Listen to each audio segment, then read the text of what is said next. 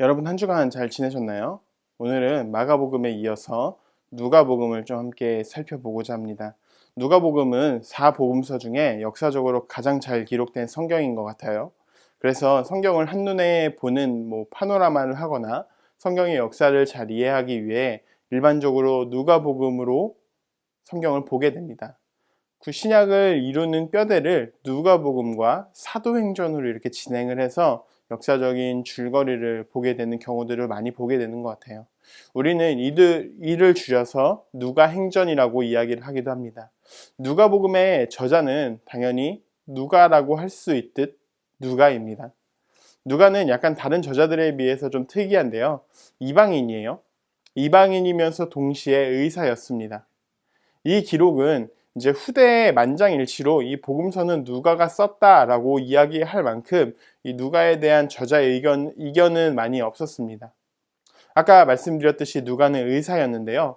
그래서 질병에 대해서 좀 더 자세히 잘 기록해 놨습니다. 일반적인 사람들은 병에 대한 전문적인 용어라던가 이런 걸 잘 모르겠죠. 그런데 누가는 누가복음에서 이 학자들이 또 이 병에 대한 전문적인 용어가 많이 들어가 있기 때문에 이 누가가 의사라는 사실을 한 번 더 확증할 수 있는 시간이 되었던 것 같아요. 누가복음은 대략 60년에서 61년 사이 가이사랴에서 기록될 가능성이 높은데요. 마가복음은 언제 기록되었죠? 마가복음은 55년에서 60년 사이에 기록되었으니까 마가복음보다 조금 늦게 기록된 것입니다.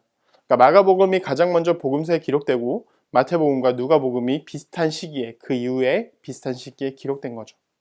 왜 복음서는 하나만 기록되어도 되었을 텐데 누가는 또 그 복음서에 또 하나를 올렸을까요? 누가가 기록한 이유는 분명하게 나옵니다. 누가복음 1장 3절에서 이렇게 이야기를 하고 있는데요. 나도 데오빌로 각하에게 차례대로 썼다라고 이야기를 하고 있습니다. 데오빌로에 대한 추측이 다양합니다. 뒤에 각하라고 붙어있기 때문에 황제라든지 아니면 고위층이라는 이런 이야기들이 있기도 하죠.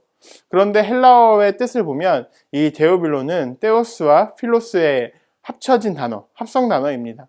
이 둘의 뜻을 살펴보면 하나님을 사랑하는 사람이라는 뜻을 가지게 되는 거죠. 어떤 특정 인물인지 아닌지는 아직 학자들 사이에도 의견이 분분하기 때문에 우리는 정확히 알 수 없지만 하나님을 사랑하는 이방인 혹은 이방인들에게 쓰였을 가능성이 매우 높습니다.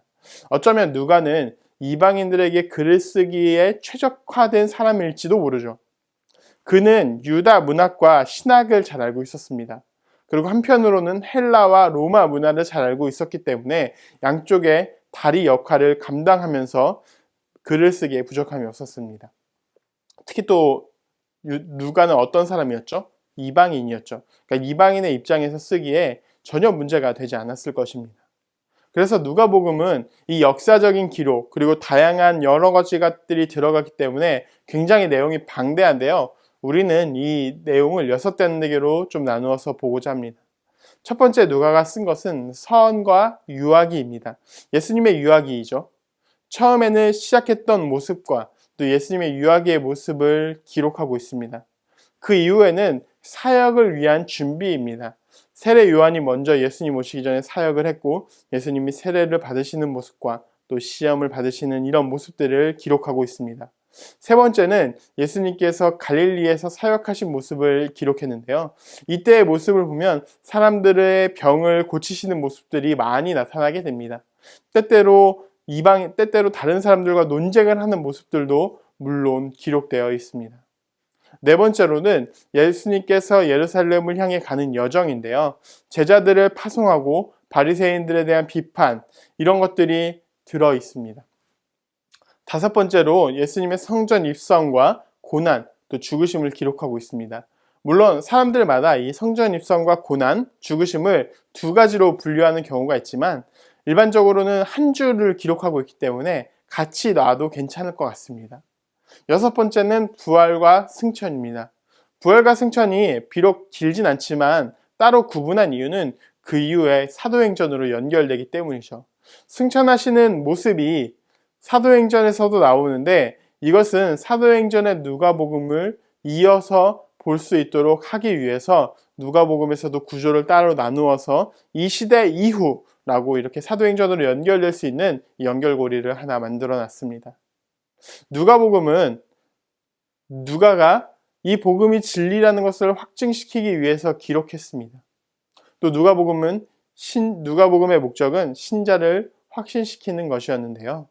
데오빌로가 알고 있는 이 사실을 한 번 더 알려주기 위해서 수많은 사람들이 펜을 들었지만 나도 정리하기 위해서 다시 기록했다라는 이런 모습들에서 신자들을 한 번 더 확인하는 역할을 하고 있습니다.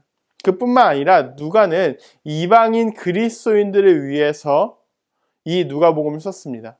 그러니까 이방인 그리스도인들이 이 복음을 읽고 들을 것을 확신하면서 글을 썼다는 거죠. 이방인들을 위해 썼기 때문에 놀랍게도 한국어 성경을 번역할 때 누가복음이 가장 먼저 번역되었습니다. 예수 성교 누가복음 전서가 1882년에 먼저 단권으로 번역되어 한국으로 들어왔죠. 그러면 누가복음이 우리에게 주는 바는 무엇일까요? 우리 역시도 이방인입니다. 우리 중에 유대인은 없죠.